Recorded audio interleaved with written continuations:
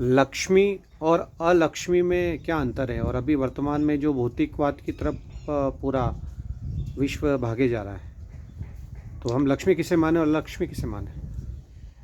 देखिए, ये एक अलंकारिक रूप पुराणों में दिया गया है। जी। समुद्र मंथन से लक्ष्मी जी के पूर्व अलक्ष्मी प्रकट हुई थी। लक्ष्मी जी की बड़ी बहन है। अच्छा। ऐसा एक वृत्तांत हमें पुराणों में प्राप्त होता है समुद्र मंथन की घटना में। जी। तो हम यहाँ ये थोड़ा सा विचार करें कि पुराण की जो शैली है अतिशोक्तिपूर्ण है और अलंकारिक है। उसे हमें हमारी बुद्धि के बल पर समझना होगा। जी। तो यहाँ अलक्ष्मी जो लक्ष्मी जी की बड़ी बहन है वो महामाया का रूप है। माया माया महामाया मतलब अलक्ष्मी। वो, हाँ, अलक्ष्मी वैसे दोनों महामाया है, जी। लेकिन यह जो महामाया में जिस अर्थ में मैं बताने जा रहा हूँ वो ये उसका अर्थ और उसका तात्पर्य ये है कि जो व्यक्ति हमेशा घर परिवार और भौतिक सुख सुविधाओं को संपन्न बनाने के लिए हमेशा धन अर्जन करता रहता है और वो अपने निःश्रेयस मार्ग से भटक जाता है। निशेष मार्ग मतलब क्या? निःश्रेयस यानी अभिउदय होने, जीवन का अभिउदय होने के बाद वो हमारे अपने स्वयं की मुक्ति के पथ का कोई प्रयास अभ्यास नहीं करता है। अच्छा, विचार जो भी नहीं करता है। धनवान होते हुए भी मोक्ष के मार्ग पर न जाए, जो दान नहीं कर पाता है, जो धन होते हुए। जो परोपकार नहीं कर पाता है, अच्छा। जो केवल धन को एकत्र करके और बस उसकी रक्षा करता है, अच्छा, धन को एक रक्षा करना और भी गलत है। जो केवल धन को एकत्र करके रक्षा करता रहता है उसी को राक्षस कहा गया है। अच्छा, जो धन को एकत्रित करके उसकी धन की रक्षा करे। राक्षस जो रक्ष धातु से बना हुआ है, राक्षस। इसके दो अर्थ हैं,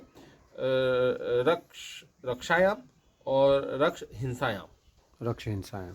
तो राक्षस का एक अर्थ में हिंसा भी होता है, जो हिंसा परक है, जो हिंसा करता है, हिंसा करता और एक जो अर्थ है उसमें वो रक्षा करता है।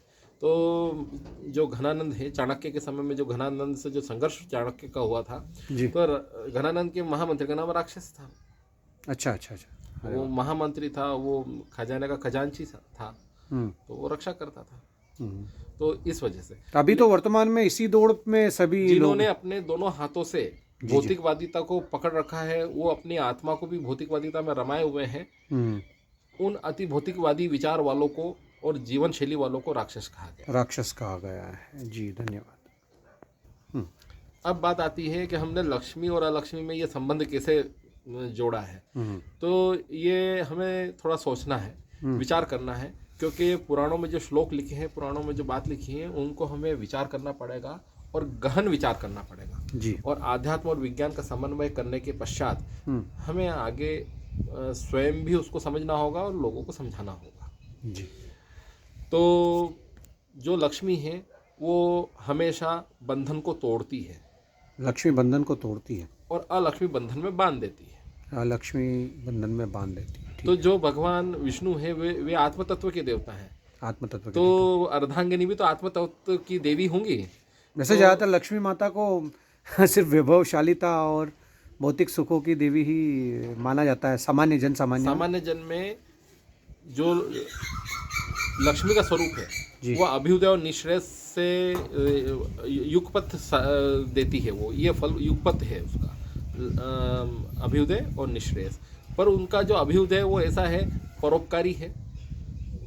वो अपने जीवन में धन भी अर्जित करते हैं, वे अपने जीवन में यश भी अर्जित करते हैं, सब अर्जित करते हैं, लेकिन उनका जीवन परोपकारी होता है। सत्य के प्रति वे कट्टर होते हैं। मतलब ऐसे भौतिकवादी लोग जो धन का संचय कर रहे हैं और जिनके में करुणा भाव नहीं है, संचय करके मद में बने रहते हैं, तो वो लक्ष्मी के, विष्णु के पुजारी नहीं मान सकते उनको। जो व्यक्ति अनाचार, पापाचार और असत्य भाषण करके किसी को धोखा देके और जो मार्जिन है कि इस वस्तु पे इतना मार्जिन हमें कमाना है, उस मार्जिन से अधिक कमाकर, अच्छा, जो नियत है उससे, और ग्राहक को ठग कर जी, जो व्यक्ति धर्म का जो परिमार्जन नहीं कर पाता है जी, कि हमें धर्म के लिए इतना इतना लेना है और इतना इतना हमें छोड़ना है, तो ऐसा मनुस्मृति में बताया हुआ है, पुराणों में बताया हुआ है कि हमको कितना तो ग्रहण करना चाहिए बिजनेस में और कितना हमको नहीं करना चाहिए।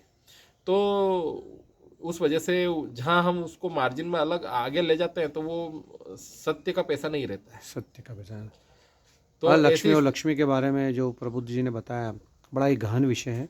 वर्तमान में हम लक्ष्मी और अलक्ष्मी की वास्तविक परिभाषा को समझ नहीं पा रहे हैं। आपने जो प्रकाश डाला उसके लिए धन्यवाद। तो मेरा यही आप जन सामान्य से अनुरोध है कि लक्ष्मी की पूजा करें और हम परोपकार और निवृत्ति की तरह जाएं, और अलक्ष्मी को हम समझ लें कि हम जितना भी अनाचार पापाचार करके कमाएंगे वो हमें मोक्ष में नहीं अधोगति में ले जाएगा। अधोगति में ले जाएगा। सधन्यवाद, सधन्यवाद।